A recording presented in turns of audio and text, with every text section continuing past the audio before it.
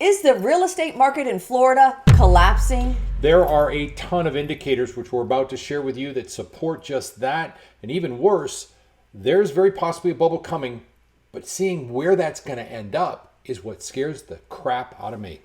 Let's get into this. First, we have to talk about the increasing prices, and we're going to take a look at some information that we got from Zillow. So what we're looking at is the market overview for Florida, and what you'll notice right off the bat, April of 2019, the average sale price was $252,000, and in March of 2024, it's $415,000. We actually think it's higher than that, about $450,000, and we can support what it is when we micro take a look at it in Central Florida.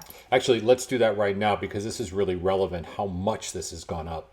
We create this report every month, and this is a great time to say you might want to consider subscribing to our channel so you get these updates. Let's take a look at why we think that the average sale price is higher. In the Central Florida area, just with homes and townhomes, the single-family homes and townhomes, our average sale price on the very far right is $458,000. Before our conversation, we're just going to use $450,000 for our assumed value of what it's escalated to. So let's talk about what a bubble looks like. This part's going to freak them out. Yeah. We don't like bubbles. Now, before we do, though, we should talk about the per capita income, which is the amount of money people are making. Again, we're using Central Florida, and you're going to notice this is from 2019 up through 2022. And right after the pandemic, it went flat, and it stays flat. Nobody's making more money. We're not keeping up with this increase in price. There's a big separation between how much you earn and how much a house costs. Trouble's coming.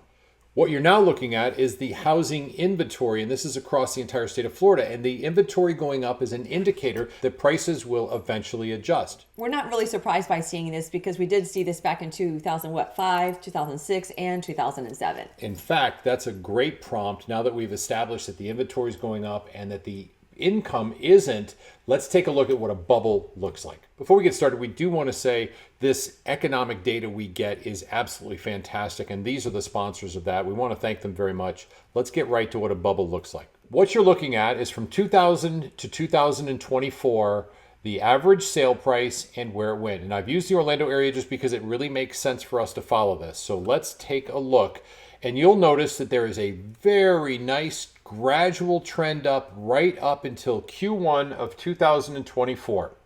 At this point, the average sale price was $166,000. At the absolute top, Q1 of 2007, the average sale price was $280,000.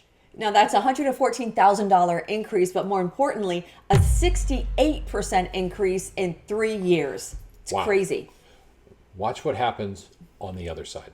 Now let's take this to where the drop finishes, which is all the way down here in Q2 2012. The sale price at that point was $144,000.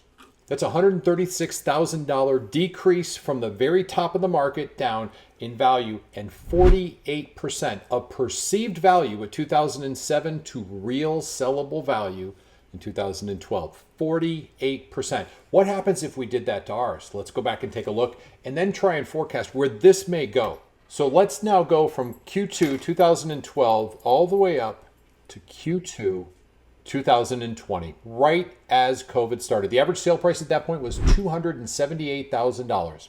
Well, here's the part that's scary. Just like we experienced in 2004 to 2007, we're now seeing an increase all the way up to Q4 2023, $434,000.